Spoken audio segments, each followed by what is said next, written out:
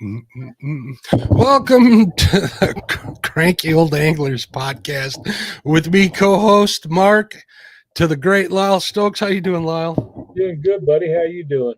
Good. Hey, before we start the show, folks, if you're in here listening, I would appreciate positive thoughts, prayers, whatever you feel more comfortable with.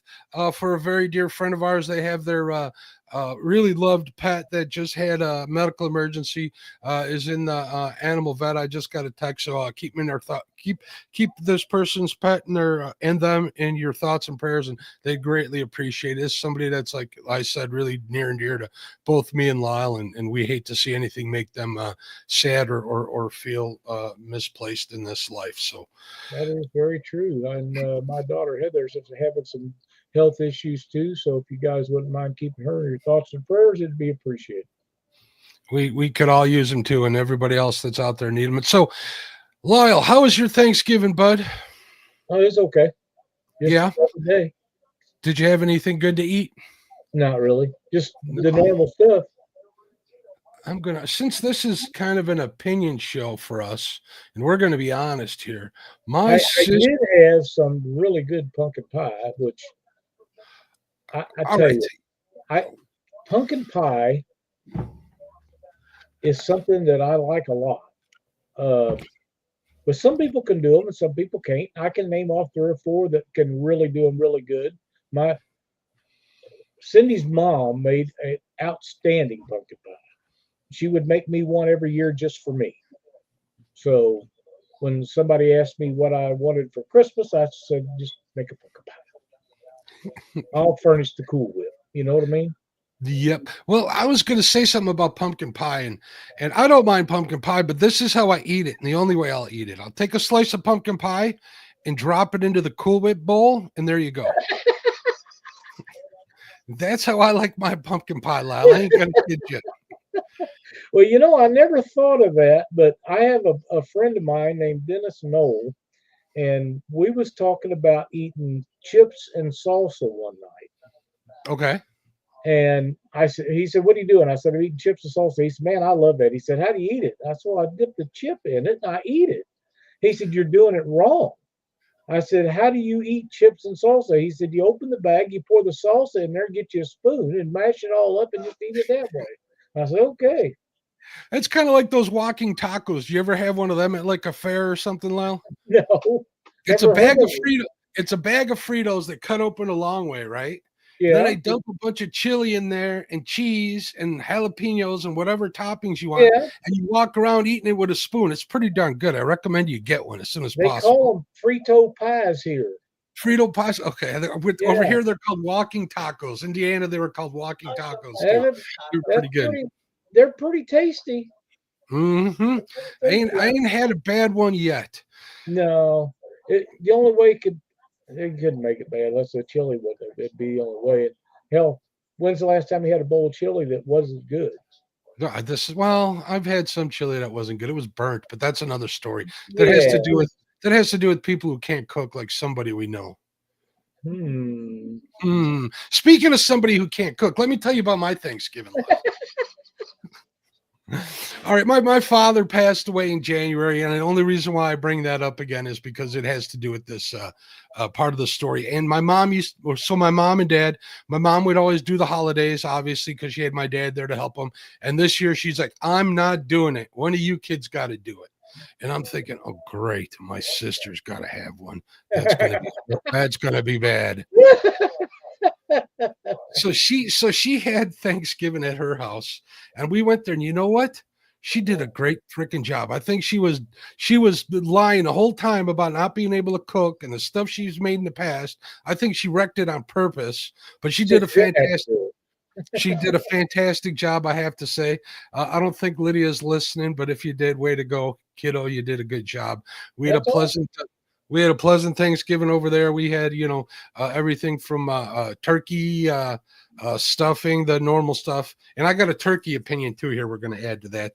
Mac and cheese. She makes this hash brown potato type casserole. It's really good, and a bunch of other stuff. Sheila made a pumpkin cheesecake, which was fan-freaking-tastic. Sounds really good.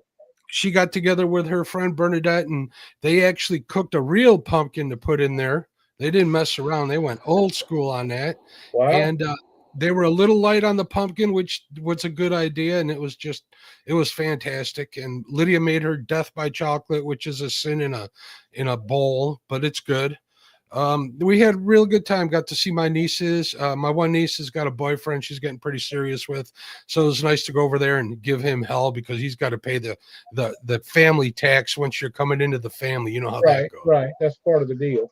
Yeah. So we did that and had a few cocktails on Thanksgiving. We had really good time. So I really felt blessed. It was kind of nice. So yeah, that's cool. I'm glad you had a great time. It just, something we haven't talked about yet, and we probably need to touch on a little bit, is this weather. And I know that you're really having some great weather up your way. And he only brought this up so he can rub it in, is what he said. Keep going, Lyle. Don't let me stop. Well, it's 29 degrees here. It was up to 35, and I had probably 8 to 12 inches of snow on my truck because it blowed around, and what was on the top of it rolled back on the back of the truck, and I had to get a snow shovel out to try to get some of it off today. But 35 with the sun out today was not too shabby, and tomorrow it's only going to be 20. But I haven't been fishing in a few days. I'm really starting to Jones. But Friday 37, and next Wednesday, Mark, it's going to be 48, 49 degrees here. So I will probably be at the lake. I'll probably be there before then. The only reason that I haven't went yet is because I just had too much other things I had to do. And right now I'm wondering if the water's froze. If it's froze, you can't fish. Or I'm not going to. But if it's not froze, 20 degrees, if the winds ain't blowing, you can fish for 30 minutes and go to the truck and warm up a little bit and then go back and fish a little more. All right. Back to Thanksgiving. Thanksgiving was fine. No big deal. Friday came around. The weather started turning south. It got kind of cold. But Saturday, all heck broke loose. And it snowed. And it snowed. And it snowed. And it snowed. Yeah. We got 12 inches of snow. We got around 8. The lake. We got 12. Yeah, that's enough too. No. We got 12 inches of snow by the time the storm was done. It started around noon on Saturday and snowed all the way through till about noon the next day. Greg Burgess says, wow, I have dropped down to 52 degrees here. Finally warming up. I take 52. Last week, we'll talk about that too. So that's, I get out there and I shovel all that snow off the patio and off my driveway. I got a wide driveway, so it's kind of horrible. Got that all done. And then it started snowing again, and it was snowing and snowing. We got like another 4 inches on top of that. So it's been rather snowy. Temperatures have been up in the upper 20s, which wasn't too bad. I'm getting kind of used to it in a hurry. But it's going to turn deathly cold tomorrow. Tomorrow, they're saying a low of -2. Here, let me take a look at this. Hold on here. Wow, -1 degree. They changed it with a high of 12. And then Saturday, it's warming up to 24 degrees, 28 degrees on Sunday, 21 degrees on 28 on Saturday, 21 on Sunday, 20 on Monday. So, I mean, we've kind of fallen into that groove. 20s is probably about right. 20 isn't too bad. I was out today outside. I was doing some scouting on the farm because I've been trying to get on some deer. Found a couple good spots, but it was 28 degrees, 27 degrees, I think. And I was out there in just a hoodie and my muck boots and it was fine. It wasn't too bad. But then again, I was hiking all over the farm, so I was keeping pretty warm, so it wasn't too bad. Well, but I did find it pretty hard. Yeah, well, I'm not so much hunting as much as I've been scouting, trying to get, my ducks in a row. And if I'm not, like the last night, I didn't see anything on my trail cams, so it didn't make any sense to go out there and sit. So I figured I had to move a trail cam. I figured, well, the weather changed so drastically with that weather front coming in. I did a bunch of research. I picked brains from Matt, he's in chat, and I picked brains of Jerry Parker too, both from accomplished hunters. So they gave me some tips. I looked at a bunch of YouTube videos and stuff, and that explained a lot to me. And I did exactly what I was told by all of those resources. And I found some rubs. I found some places they've been browsing, found a bunch of fresh deer poop.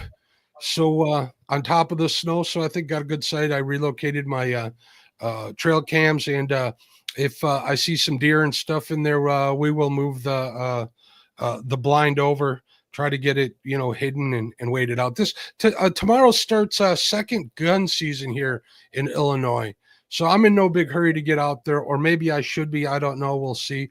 But I'm going to try and get out there either tomorrow or Friday and get that blind moved if I see deer on the camera during the day. I haven't seen any during the day at all since I started with those trail cams out there. So right. Hope people get it figured out. Like I say, it's been a learning experience, and I'm having a lot of fun. And Lyle, back to you checking to see if the water was your lakes were frozen for fishing. Well, I went by the river today, which is attached to the farm I'm hunting, and it's frozen already. That's right. Patience is a key to deer hunting. Yeah, patience is right. It's the same thing. And I'm kind of going after it like I do flathead fishing, learning where they eat, where they travel, and where they sleep for the most part. That's kind of what I'm learning is the key to that as well. So we'll see if it pans out this year. I'm looking forward to it, but I'm having a lot of fun. And since everything's already locking up over here, and with these cold temperatures coming, unless I'm going out there with an auger, my fishing's done for the year. I did want to get out onto Lake Michigan, do some perch fishing, but the city of Chicago doesn't know how to do their budget. So they closed all the boat ramps in the city at all the marinas for the season when they would keep a couple of them open normally. So I can't even get my boat out there without making a 20-mile run on Lake Michigan. And that ain't happened this time of year. Yeah. No. That's just crazy.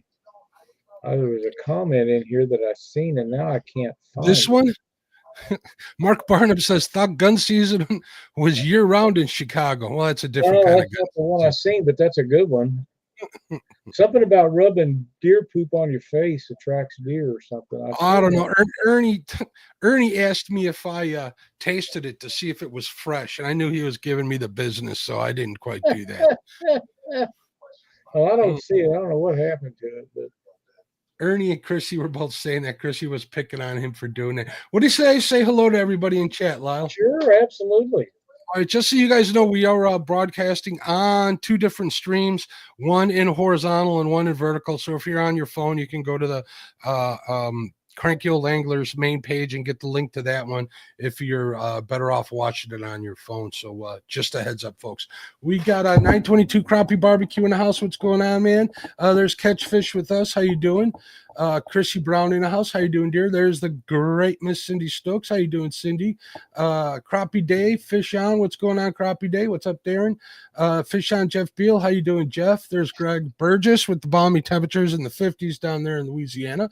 There's Heather Stokes. I hope you're feeling better real soon, Heather. Your dad was asking for prayers before you came in here, so we're all thinking about you. There's John Boy's catfishing in the house. There's Miss Lisa Swain, Catfish Lady. How you doing, Burrito? Mark Barnum in the house. What's up, Mark? There's Roll Up MT. I think that's I don't know who that is. Who is Roll Up MT? Shout it out in the chat. There's Josh from the Weekend Angler. There's Matt from Want to Be Outdoors. Let's check the other stream here. We got James. Shuggy Burger. So James, there's a James out there watching on his phone. Thanks for joining us, James. We appreciate you. There's a lot of people watching today. I love it. Oh, Guerrero. That's Guerrero. What's going on, Guerrero? Bagre, how you doing? What's going on, Guerrero?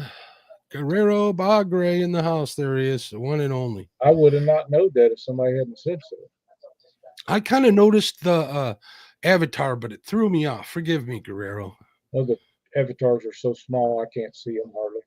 Yeah, this is true. This is true. So, yeah, the river is frozen pretty much on both sides. It's still open up in the middle. I don't ever even fish the main river. The channels I might get on if I was ice fishing still, but the main channels stay away, and I highly advise anybody who fishes any ice on water that has current, don't do it. Just don't do it. I know there's guys out there who have what do they call? What are the boats they use in Florida, Lyle? The fan boats. Oh yeah. The fan boats, they get out there, but if they're going through the ice, they're okay. Or there are also some guys I know who fish with those Argos. Yep. That would hot setup. You could do that, Lyle, and not be afraid. When we had our duck lease up by Shell City, one of the guys in the lease had one of those 6-wheel jobs, or 8, or I think it's 6. And man, when you need to break up ice so the decoys could move out on the water, he just jump on that thing, run out in that pond, and run around. And it didn't matter how deep the snow was; it'd go. You know, it was a pretty cool toy. And if you go through, they float, so you're all right. Yeah. Yeah. They got a winch on them too. So if you do go through, you can always get somebody to pull you out too. Just have them hook up that winch to somewhere that's going to get you out. So thank you, Joe Buck. Member 36 months. So proud to have you on here. So what's not as well, what's worse than all the snow I've been getting, Lyle? What's that? Having a wisdom tooth pulled at my age. Oh my goodness. Yeah, they're no fun. But if it's gone, you're probably better off. It was broken up into 6 pieces, so I had that done on Monday. So the snow wasn't so bad after that. So right. 922 Crappie Barbecue says airboat only. Dang, that's why you getting me to ice fish. Period. Oh. Speaking of ice fishing, I would not hesitate getting out there in a nice heated side-by-side for sure. I'm not that afraid of falling through the ice. I've been on it enough not to worry about it. So a side-by-side with heat would be the ticket.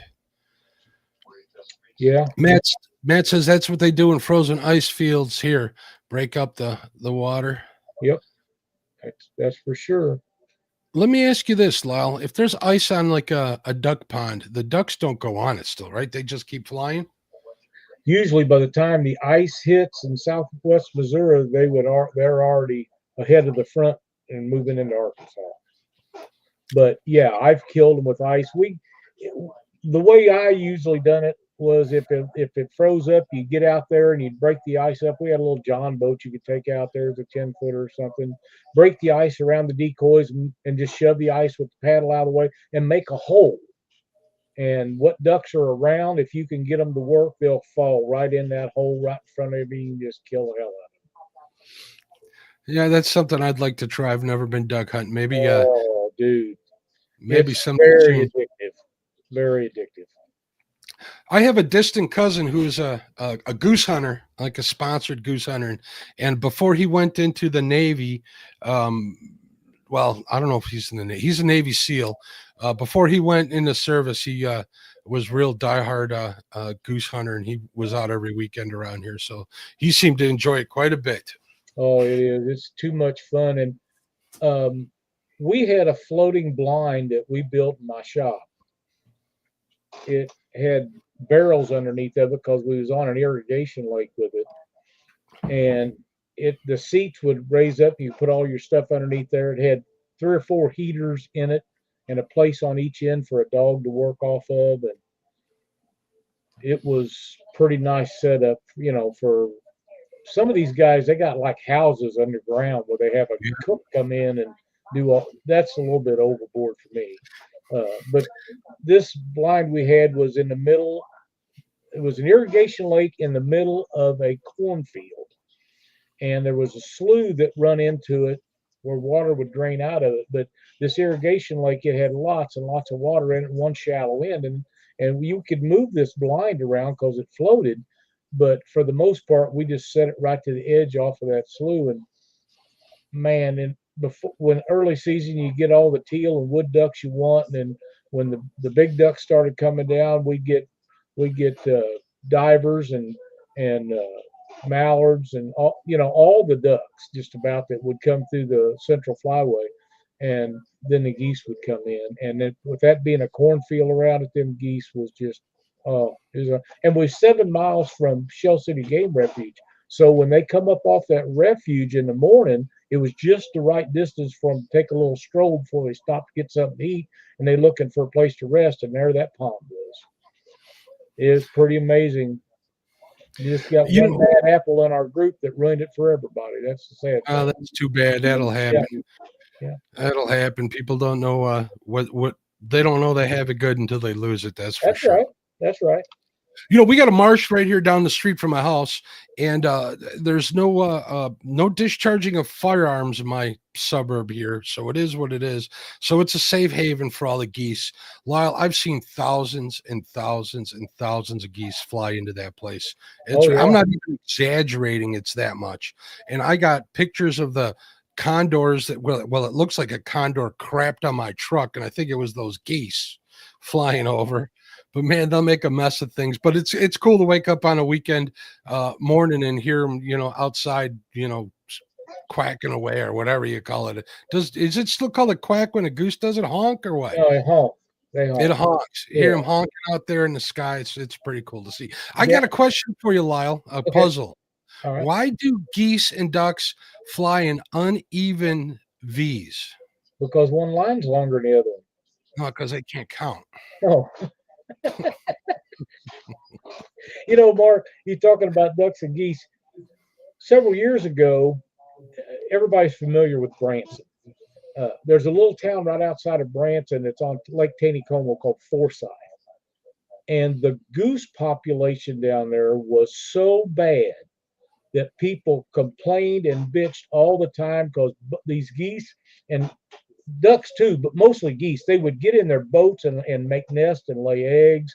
They would crap all over everything. People was just beside himself. And finally, the conservation department got with the city, and they went down there and they netted just tons of these things and put bans on them to entice people to come down there on Lake Taneycomo and kill them to get the bans, because that's like a trophy deer if you get a duck ban.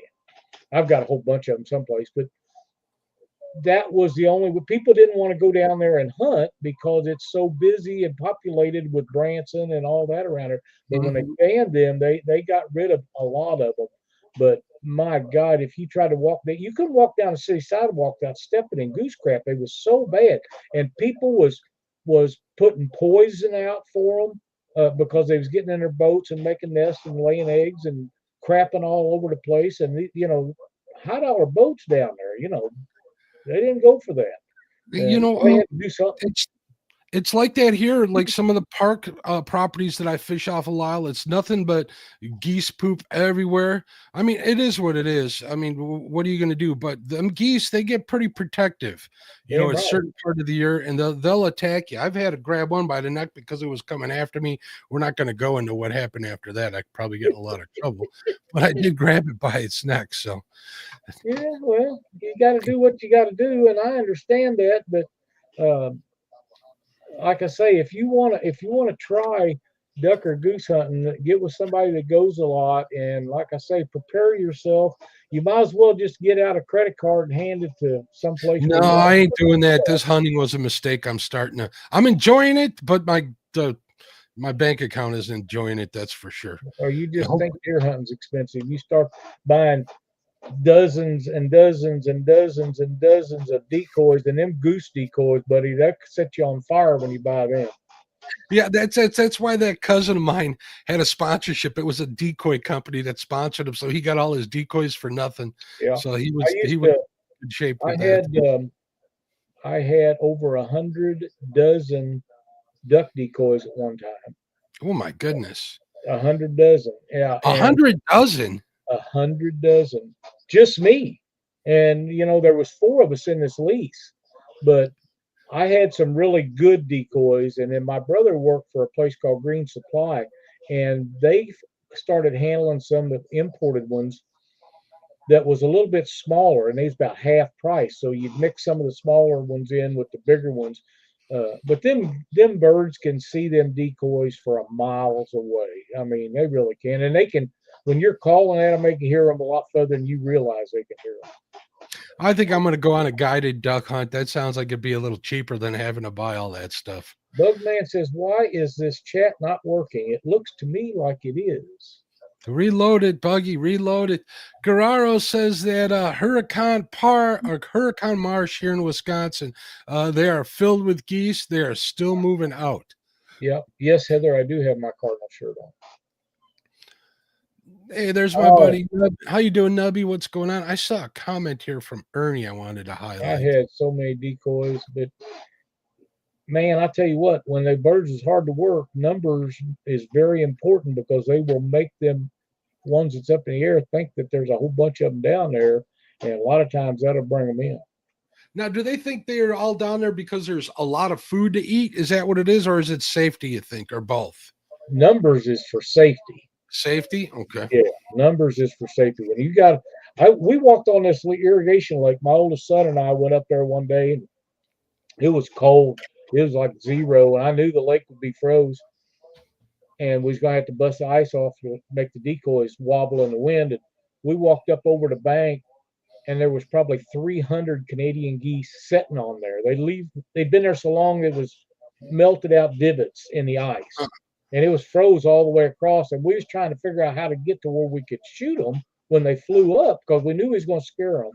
And my old dog, he took it as long as he could stand it. he run out there on the ice and run them off before we got a chance. But they come in there at night, and I was outside the other night, and I could hear snow geese flying at night, and they was low, so they was looking for a place to go down. But they can see at night.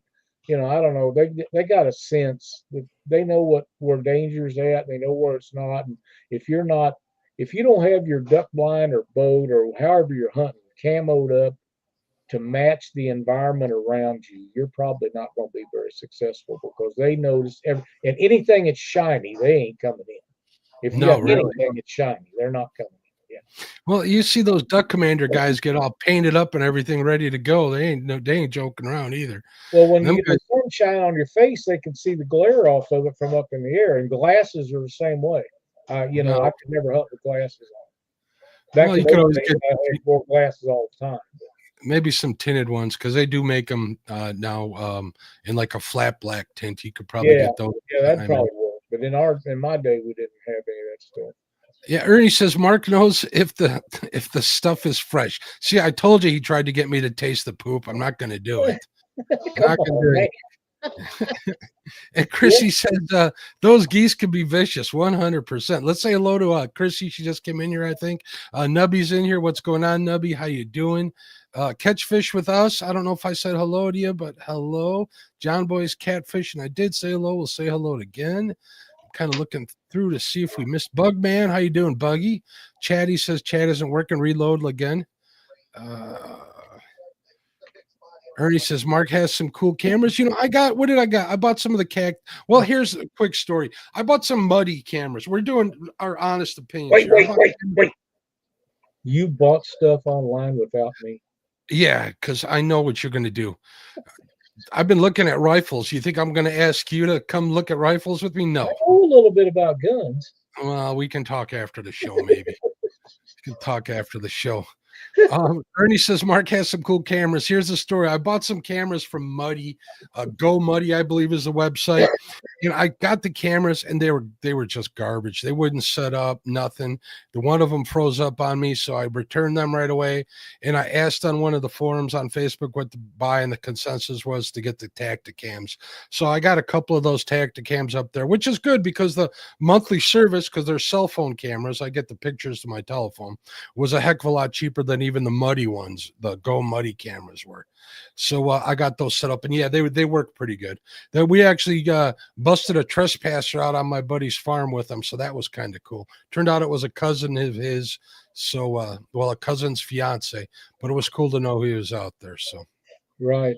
Greg Burgess says, "Lyle, we're not prepared for the weather like you guys. I have lost some friends when the bad fronts come through. It's better now with the new technology for weather." Yeah, I tell you, Greg, I still contend that that's the only job in the world that you can be overpaid for, be wrong every day, and get a check on Friday. I swear to God, I should have went to weather forecasting school when I was young. Ryan Hall, y'all, said this was going to be a bad winter, and I'm starting to believe him more and more. So far, he's spot on. Spot on. Ernie says, Mark, I'll get the name of a shop. Check it out before you buy a rifle. See, why does everybody want to spend my money, Lyle? What have you started? Me, it's Dockery. Oh, okay. Doctor wants to spend your money. There's Dan Thompson. What's going on, Dan? Hey, Dan. Dan's another guy who invited me to come down on his property and do some hunting. I should have thought about it before I got into it because he is in Illinois. That's another thing I wanted to say. I was talking to Jerry Parker, and he used to be a diehard hunter. He used to hunt like probably harder than he catfishes now, which is pretty hardcore. And he was telling me all the places he used to go hunting and all the stuff he used to do. And, when you're paying $300 a state just for a license, it can add up in a hurry. Yeah.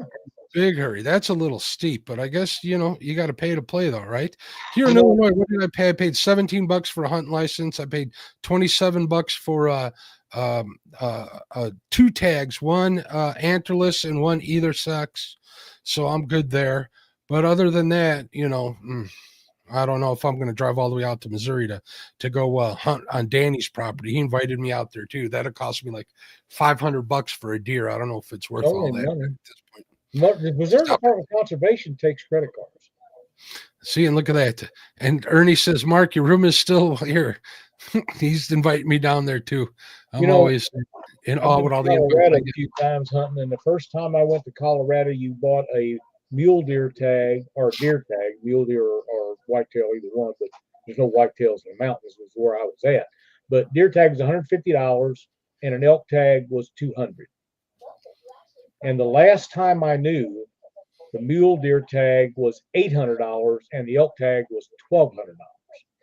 It didn't make no sense to me in those days to go out there and not buy both tags because you might be up in the mountains and not see an elk and you have mule deer around you or vice versa. Mm-hmm. But at given prices, I actually wonder if they're still having as many people go out there and hunt as they used to, because that's ridiculous.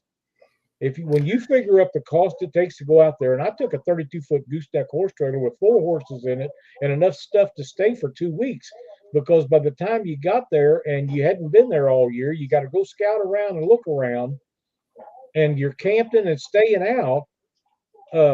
And we went the first season, and in Colorado, the first season started on a Monday and went through Thursday or Friday. It was 5 days.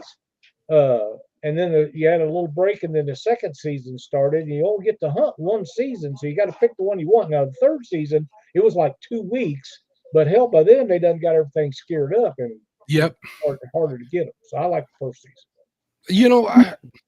But elk I can understand, or even mule deer.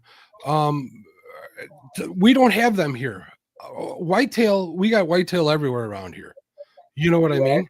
It's not something I need to travel to go shoot. If I want to go get an elk, obviously you got to go and go to a state that has elk. That I can understand. Yep. So it is what it is.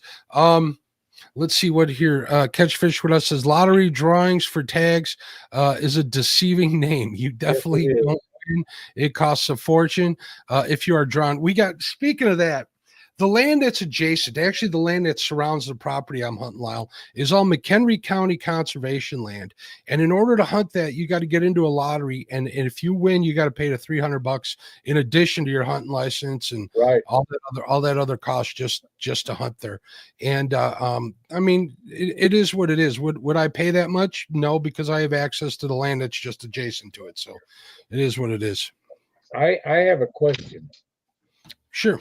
Is hunting a paid to hunt place the same as fish and pay lakes?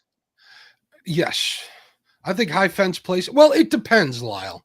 If you're okay, we're getting into the trying to stir the pot here a little bit. All right, here we go.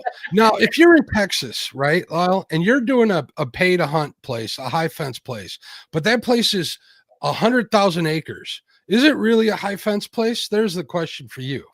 Well, a lot of them are. A lot of them have 10-foot fences around them, 12. But it's 100,000 acres, Lyle. That's true. That's true. And a lot of them have exotic stuff where they import things in there so they can really stick in your ass before you go down there and hunt. And if you kill the wrong thing, oh my God. If you can't look at a deer in one of those places and say, okay, that deer is 130 inch deer, or that one's a 200-inch deer. If they have a 210-inch deer down there, it's going to cost you $6,000 or $8,000 if you kill that deer. And if you kill the wrong one, you pay the price. You make up the difference. So, and them guys are farming antler deer. They're buying bucks to breed their does to get the larger antlers. And let's face it, if you've ever been down there, their deer down there ain't very big. You can pack them with one hand, but they got great big racks on them because they're breeding. Yeah, they're breeding deer with genetics to make them have bigger antlers. Now, is that fair to the guys that hunt farm ground in Missouri, Illinois, and Indiana and Ohio that naturally grow giant deer? I do not think it's fair to those guys. They shouldn't be able, if they're raised on a farm and they're breeding those deer, that shouldn't count in the record books the same as the ones that are naturally grown out in the wild. In my old age, one thing that I have definitely learned is that there's nothing fair in life. Nothing whatsoever. Now, there's people that got good water to fish, and there's people that got hard water to fish. It doesn't mean that one's not fair or one's fair and one's not fair. It just is what it is. Once you start looking at things like that, life is a little, those pills are a little easier to swallow, so to speak. So it is what it is. Would I want to pay $6,000 to hunt a wall hanger? No, I would not. But is it considered hunting? On a 100,000 acre ranch, I would consider it hunting, but it's hunting that you're paying dearly to do. I mean, the price tag might be difference between that and having a hunting lease. Like down here in Illinois, there's a ton of hunting leases you can get. You can pay anywhere I've seen like between $500 and $5,000 depending on the property and the size of it. It's pretty much the same thing minus the fences, if you ask me. So well, I will tell you, I see a time in the future, and I may not live to see it, but it's coming faster than you think, to where anybody that owns property, if you want to hunt, you will pay to hunt it. The days of just saying, hey, buddy, I need a place to deer hunt. Can I come out to your farm and throw a stand up in the tree? Them days are almost gone now. You really got to be tight with somebody to get a place to hunt anymore. And public ground hunting is very difficult. It's not that you can't kill stuff, but finding the one you're looking for and then hunting it without somebody walking in on you and running it off or something ignorant happen. So yeah, private property thing is just your buddy having land. That's just about a thing of the past. I really don't have a problem with like public hunting, even if I wouldn't kill anything. It's just like public fishing. It is what it is. My problem with like public hunting is having to deal with all the jerks that think they own the property that they don't, that they're hunting. Because you absolutely don't. You don't own the spot you're fishing, even though you were there first. I don't care what you say. It just is what it is. And once you start getting into those kind of confrontations, that's when it makes things not very pleasurable, which is the only reason why I fish and I'm starting to hunt. So what did Ernie say? I don't know, but Troy says, wow, keep Mark tied up talking. We're wearing him out on Facebook chat. I'm not even looking at Facebook chat. I know better than that. I'm afraid to.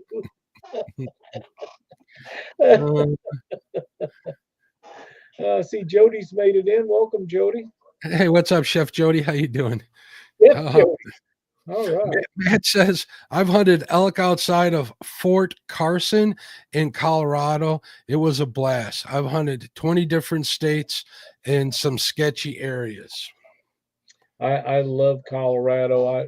We had horses, and I'd take that horse trailer out there, and it had living quarters in it where you could have stayed in it, but we packed in 14 miles on horseback with tents, with a wood stove in the tent, and stayed, most of the time around 10 days or so, because by the time you drive out there and drive back, it's 2 or 3, 4 days. And then we stayed at my buddy Jack's friend's house. It was a guide out there, and he'd always help us find the right spot to go and set up camp and everything. And he's a really cool dude. And Steve worked in a plutonium mine through the summer and guided elk and mule deer trips in the winter, and he knew all the spots and told us where to go, what to look for, which made it pretty handy. But him and Jack went to school together, and But yeah, it was a lot of fun, and the most fun about it wasn't killing stuff. It was on the horseback riding through the mountains and things that you see that you'll never see any other way. It's just amazing. Yeah, that does definitely sound terrific. Oh, I just got notifications. I got pictures coming in already for my trail cams. Rock and roll, right on. Hey, cool things. Matt says lotteries are ways for DNR to make money. True. I mean, they gotta pay their salaries and buy their equipment. And Matt brings, or not Matt, Josh brings up a valid point. He says high fences don't steal trophy deer from public land. That's true. They do 100% not. True. He is 100% correct on that. They raise them. Most of them raise their own. And I can't. Keith, what's his name? Keith something. Or used to have an outdoor show. I was big into raising deer. You know, and they pay big money for them big horned deer that they want to use as breeders. I mean, them things, they cost a shit ton of money. I see a little two-pronged buck. It's going down. I'm not looking for anything for my first deer. You're wanting the first kill, and you're going to eat it, and that's outstanding. When you get to the point where you're hunt trophies, is the fun leaves. As far as just going out and hunting to enjoy the hunt, when you're trophy hunting, it becomes a job. It really does, and you have to work at it. But you know, I just like to. Yeah, I was. Nubby says, "Was that when you were on the Oregon Trail, Mr. Lyle?" At least he said "Mister" when he insulted you. We used to go out there and we go to the Eisenhower Tunnel, and I don't remember the name of the town. I used to know all of it. You go down the Eisenhower Tunnel, you go down the mountain, and the first town, turn right there and go up about 30 miles, and there's a big lake up there, and the mountains just went forever. And we'd go up to the trailhead. I'd have to park my truck and horse trailer down at the bottom and ride up to the trailhead and take the horses and lead them up there. And Mark and Jack would get in Jack's little Dakota 4-wheel drive, and they'd drive up there and wait for me, and then we'd go in and set up. But Jack didn't ride horses, so he walked everywhere we went. And hey, looky there. That's what you're looking for. That's the first buck I've seen in 2 weeks. Look at that. It's a little prong one, but hey, it's right there in front of my camera. Hello. What is it they say? If it's brown, it's down. If it's brown, it's down. That's my motto for this year. Matt says the same thing. Matt says, yes, it's still a high fence place. He's talking about the huge one. So yeah, I something that I really wanted to do and never had the opportunity was wild hogs. But back when I wanted to do that, there wasn't any in Missouri. And when the feed got so high and the price of hogs dropped out, and all them farmers in a lot of states, not just Missouri, they just let them run off and they become wild. And there is tons and tons of them everywhere now. And it wouldn't be hard to get, but if you've ever butchered one of them, it's a lot easier to take them to a locker plant. You know, I've like I've said in the past, my uncle was a butcher for Eckridge of all places, and we would have a hog roast every summer, and he taught me how to butcher one of them. So I don't think I'd have any problem with it. Probably not. I think it'd be good. Chrissy says, if you lease the land to hunt, no. If you go to a place where they open a crate and the animal walks out and you harvest it, then yes. Well, no, I would not consider that actual hunting. That's no different than buying a steak at the store, to be honest with you. Not much, except you get to get the gun off. Yeah, and Ernie says that ranch stuff is for the rich, 100%. You know, and back to how you were saying with the duck blinds, I was just watching a duck hunting show on YouTube, and they had a two-story. This was down in Arkansas or Mississippi. Forgive me, I don't recall. But it was a two-story duck blind, and the first story was nothing but like a gourmet kitchen. They were cooking for them while they were up shooting ducks at the top. Talk about can't hide money there. That's for sure. The Magruder boys was up at Eolia's got one that's underground. You stand up in it and shoot the ducks out of it, and they have an area underground, and they have a chef come in there and fix meals for them. Yeah, nice. Yeah. Catfish with us says high fence places manipulate genetics to create trophies. It's not sporting. It's not natural. There's Solo. I saw Paul Boyd come in here too. What's up, Paul? He says, hi, Cranky Lyle and Grumpy Mark. Howdy. I think this name change is taking off, Lyle. What do you think? I think so. We haven't really got on subject tonight at all. Yeah, well, we're talking our mind. We can do part 2 to this show next week because we're already 46 minutes into this, but we're having a good time.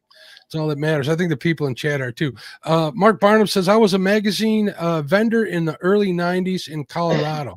Those hunters bought so many poor magazines, they couldn't keep the shelves stocked. I'll bet that's right. And Matt says, you pay for the lease of production they would have gotten out of that deer. Okay. The loss of production. The loss of production they'd have gotten out of that deer. Yeah. I miss duck and goose hunting a lot. I miss deer hunting a lot, but I just can't do it anymore. And it's not that I couldn't go out and find a place and set up a deer stand and hunt, because I like to hunt up in the air. The higher, the better. But I can't get them in and out anymore. And so many places you can't even take a 4-wheeler or an ATV and go in and drag them out. You got to drag them out by hand. And I cannot do that anymore. I just can't do it. The last one I pulled out, it like to kill me, and that was 10 years ago or more. Yeah, I'm fortunate enough that on this property I have access to 2 Bobcats side by sides, an end loader, my truck. We're in good shape. The owner's pretty much like, yeah, just give me a text. I'll meet you out there. We'll haul that sucker back to my barn and we'll get her skinned out for it. So I'm blessed for sure. Lance McCougai, what's going on, Lance? He says, funniest rifle I've ever had was a 54 caliber black powder rifle. Never heard of a 54 caliber, but it is black powder. Yeah. Yep. Hello, Lyle in the Fizzler. I don't know what Fizzler means, but okay. I don't know. And I'm not going to ask her either. She'll probably tell us. High fence isn't free range no matter how many acres of fences. I never said it was free range. We were just talking of whether or not it was hunting or not. You know, that brings up another point. We're talking about high fence. What about, the latest 3 episodes of the Meat Eater show on YouTube here? He was in Africa hunting. Right. And he always said that he didn't consider that hunting. He had no interest in going there to hunt.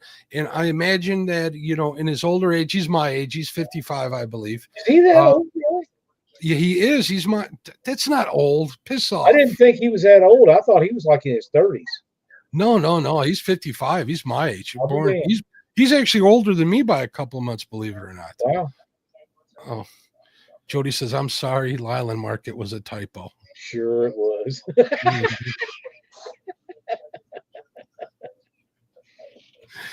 I enjoy hunting a lot.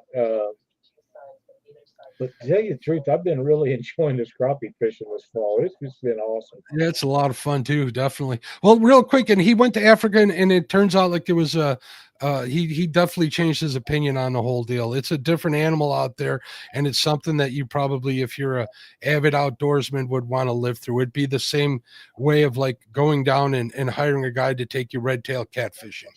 Wow. Lifelong dream, man. Well, there you go. So lifelong. I'd love to be able to go to Brazil and go out and catch me a red tail. Something about them. I guess it's because we don't have them here. Now, I do understand they have imported some into Florida, but it's like peacock bass. They're not getting the size they do down there on the Amazon River. I've seen some pretty big peacock bass coming out of Florida, but you're right, not as big as down in the on the Amazon. But that would still be, a dream of mine. Like one of my top of my bucket list would be giant trevally GTs, giant GTs. But I'd have to go halfway around the world to catch those, and I don't have that kind of Chad Fields money to do that. So. Ernie Brown says most ranches make sure you get what you are hunting for because they want the money and they want you to come back. That's true, Ernie, but any fishing guide You think they're out there every day keeping up on what the fish are doing because they don't want their clients not to catch fish? A lot of the charters here in Lake Michigan, they'll give you your money back if you don't catch fish. So they guarantee you get on them. So wow, that's I pretty good. I don't see a difference on that. So rolling through the chat here real quick. Let's see. Brian B is complaining here. Remember, you should attach those complaints to super chats, Brian B. He says, I'll let it slide this time, though. Is this a fishing channel or a hunting channel? We all know Mark can't hunt a deer. Wow. Well, that's what Jody says. Well, what does Jody know? Just because she hits them with her truck doesn't mean she knows how to hunt them. Oh, man. Greg, I understand completely. I really do. I just got to the point where it wasn't as much fun. I will say, and I think I've told you this before, Mark, that I learned to text in a deer blind. My son would text me stuff, and I'd fumble around with that damn phone trying to text. And half the time he couldn't read what I was doing, but that's how I learned to text because I never would do it. And of course, you trying to be quiet up there in that deer stand, and that's where I learned to text. But if it hadn't been for that, I probably still wouldn't be texting because I wouldn't even answer people when they text. If they want to talk to me, they call me. But it's become a way of life now for all of us. Nobody likes to talk on the phone anymore. Nobody. My son, Mark, will not. He rarely ever calls. Just, I mean, something's got to be going on for him to call you. He don't even call. He don't even text me or call me on my birthday. He texts me. It is. That's not nice. That's the way he lives. I mean, it's a texting world. Josh says it's ethically questionable, but they invest time and money in the selective breeding trophy class deer. I got to share this one. I know you haven't got to it yet. All right, what's it say? Troy says Mark is starting a new channel called the Hungry Old Hunter. If it doesn't pick up, Troy might be right. Well, from the looks of that deer cam and where you told me that you put it, I think that you're going to be seeing a lot more. Mark Barnum says, buy a doe tag. You can't eat the horns. He's correct about that. That's why I get an either gender one. This way, if one with horns comes by, I can shoot that sucker too. Yep. Yep. The younger they are, within reason. I've seen guys kill ones. They must have been hellacious shot because them deer wasn't as big around as a cartridge was. Little bitty babies. There ain't enough meat on them to waste your shell for. You need to get a 1.5-year old deer, and you get a doe, and I think they're better eaten. I don't know if they are or not, but a young fork horn or a spike or something like that's a year or so, 1.5-year old. They're good eating too, but them old bucks get tough. I mean, and they're all swelled up from doing their business, and they're just not as good as does. I just saw a short about that yesterday, Lyle, where what they did is they took two deer. One was a youngin, right? A young doe, and one was an older buck. And they butchered them up, and they got the back strap out of them, and they sliced them nice and thin, and they tried a bunch of people try them raw without telling them which one was which. And the majority of them preferred the old deer. Can you believe that? Really? That's the result they got. It. Whether or not it was a true result, I don't know. What's going on, Jerry Parker? I was just talking you up, buddy. Thank you for giving me all the advice. And look at this. Jerry Parker says, Brian B is my favorite. Oh, I can't read that. Jerry says, hog hunting is a blast. Chrissy says, no sportsmanship in her opinion. And look at this. Parker says, high fence hunting should be illegal. As long as them guys own 1 million acres at a spot, a section of ground, a section of land is 660 acres, 1 mile square. And when you get guys that owns 1 million acres and leases another 500,000 acres, how in the hell do they ever pay for that? Just think about that for a minute.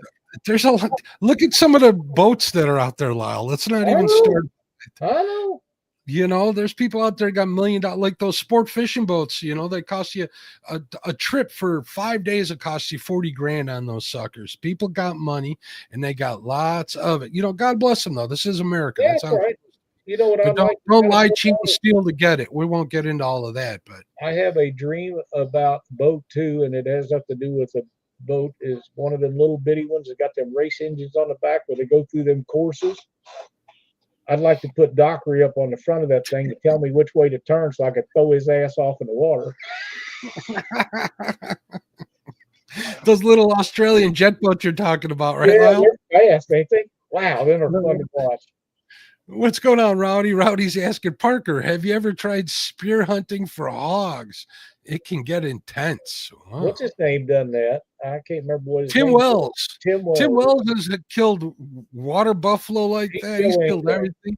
He shoots with the blowguns and blowgun. Yeah, that makes. He's got a big property here just south of Peoria, over by Powerton, Lake Powerton, you know, and he pulls some trophies off of his land. It's pretty crazy. But if you get a chance to watch him, I think, what is it? I think he goes by the Slock Master on YouTube, if I'm not mistaken. I'm sure if you enter in Tim Wells, a whole bunch of stuff. But I really enjoy watching. Daughter that's making videos too. He does for a Barstool here, located in Chicago. Barstool Outdoors. She fished with my buddy Eric B, who was on my show a couple of times. He knows that whole gang over there, so he's involved with some of that stuff too. She went down there down south, and with that lady, what's her name, Parvin, that raises them giant bluegill and fished in her pond with her. I watched that one. Sarah Parvin on Instagram, folks. Look her up. It's her dad's bluegill pond that she helps him raise and breed those monster bluegill over there. That's a cool Instagram page to follow. 100%. I tried getting her on my podcast, Lyle, and she just all out says, "No, I don't do that stuff. Sorry." Pretty much. So, because she's a very knowledgeable woman. I think about her raising them giant ones down there and breeding however you breed fish to get that size. And then you go to Arizona on Lake Havasu and they grow that size naturally. What's the difference? There's something in that water down there that Lake Havasu's got 3-pound bluegill. I mean, and they don't, it's a big lake. So they just naturally get that big there. Matt says, Meat Eater has gone off the rails. Have you seen the price of his camo and clothesline? He said he would keep everything for the modern hunter, but now he sells pants for $250. You know, I hate to tell you, Matt, but everything I've been looking at, the prices are pretty crazy. Look at rain gear for fishing. You can't get a good rain gear for fishing in for under like $500 from Bass Pro Shop, to be honest with you. They're really proud of that gear, that's for sure. Can I say why that is? Sure. Thanks, Joe Biden. Well, people will pay it. It's been like that for a while now. You know, you got brands like Sitka and First Light. You know, I was watching some Deer Meat for Dinner videos like last week, and he had a deal with is it Moultrie? Is that the name of the brand? And he was providing some cheaper stuff that way. You know, I fish, you know, Lyle, I hunt out of a blind, and I'm thinking it's dark in that blind. If I'm wearing black clothes, they're not going to see me in that blind. That's right. So, you know, I'm taking it with a grain of salt. Now, if I ever go to turkey hunting, we're going to go over to Farm and Fleet. I'm going to get one of those cheap ghillie suits and use one of them bad boys and be done with it, I think. I have a question for you about your blind. Is it just a pop-up blind? It's a pop-up. It's a little bit, I bought a little larger one this time, but it's one of those see-through ones. So you can see through it. They still block the wind, believe it or not. Sure. And they're real comfortable to be in. So it isn't too bad. Do you put any brush around it or on it you know what, the spot I'm in now, I don't need to, because I put it like right in the middle of a brush pile. The grass like grows all the way up to the windows, and the back of it's up against a 6-foot pile brush of deadwood. So it's hidden pretty good. Okay. So this next move, I'm going to have to brush it in somehow. It should be interesting with the snow on the ground. So, yep. There's that comment from Troy. Boy, I'm a behind on the comments. We're going to have to do a part 2 to tonight's show next week, Lyle. We don't have to think of a topic. So yeah, we just go again with what we started doing here. But we never got off on the topic. We did. Well, we got a lot of people that like to hunt here and chat, and they're taking part in it. So, you know, if they're taking part in chat, they appreciate what we're doing. So that works for me. Greg says, Mark, if I go turkey hunting, I'm going to Walmart. Here's the funny thing, Lyle. I'd like to go turkey hunting. I'm not really the biggest turkey fan, but I'd like to try it. You know, everybody makes such a big deal out of how hard it is to hunt turkey. To me, that's one of the easiest animals on God's green earth to hunt. They got the brain the size of a pea. So how intelligent can they really be? You know, they're scared of everything. Well, that's the thing. They're scared of everything, and they can see really well is what I am. They do have good eyesight, but I've killed. We'll talk later. Okay. We'll talk after the show. Let's see what Matt says. Matt says you have to go ninja mode when in the blind, that's for sure. We had a turkey one time. Jack, his son Jackie, who's now retired from the military, lives in Alaska. He took off from school, and my brother and Jack and Jackie and I all went out turkey hunting. Mark and Jack went one spot, and I went the other spot, and we met up about the time Jackie needed to be going to school that morning. And he was a senior in high school. And lo and behold, out walking across this field was a turkey, a bearded turkey. So I told Jackie, I said, I'll tell you what, your dad and Mark will stay up here. You and I will go through that draw. We'll sneak up on that bird, and one of the two groups will get a shot at it. And I said, now, if it takes off, you shoot at that bird. But if you miss, I'm going to knock its, you know. We snuck up on that thing, and it flew up, and boom, boom, boom. He never hit it. I killed it, and it was a bearded hen. Oh. A bearded hen. And that's the only one that I'd heard about him, but I'd never seen. I don't think you wanted to admit that here, Lyle. No, it's not. It's legal to kill them. If it bearded, is. Okay. Yeah, you don't know that. You know, if it's got a beard, it's legal, or at least it was those days. Because in those days you had to take them and check them in like you used to have to check in deer. So we took it in there, and that's the game board was standing there. And he's the one that said you killed a bearded hen. I said, well, how you figure? He said, because it's a hen. I said, okay. I said, am I in trouble? He said, no, it's legal. It's got a beard. It's legal. So, my bad. Yeah. It's one of the, we're not going to get in. I'm not going to say that. It'll get your show in trouble. Lance McCoo says, has anyone ever hunted out of a big round bale of hay? Yes. It's the best blind I've hunted out of. You know, they actually sell those too. They sell big phone. They do. I've seen them. They're awesome blinds. And I'll tell you something else you can do. You can roll 4 of them up and just leave an area where you can get in between them. And you go in there and the wind's away from you. You just pop up and look around once in a while, sit back down. And you can roll them things. One guy can roll a bale of hay around. Yeah, absolutely. Well, Lyle, we've been on for a little over an hour. We didn't really talk about the topics we wanted to talk about. So we're going to do part 2 next week, folks. To be continued. Sure. That's if I don't freeze to death between them and now. Hopefully I'll have good news for y'all.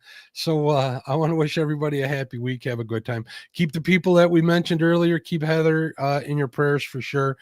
Make sure you keep mine and Lyle's friend's pet in your heart and your prayers for sure. We'd appreciate it. So everybody have a wonderful night. You got anything else to say, Lyle? Be sure to tune back in next week. We'll get on subject. All right, folks. I hope you had fun because we sure did. Have a great night. See ya. Bye-bye.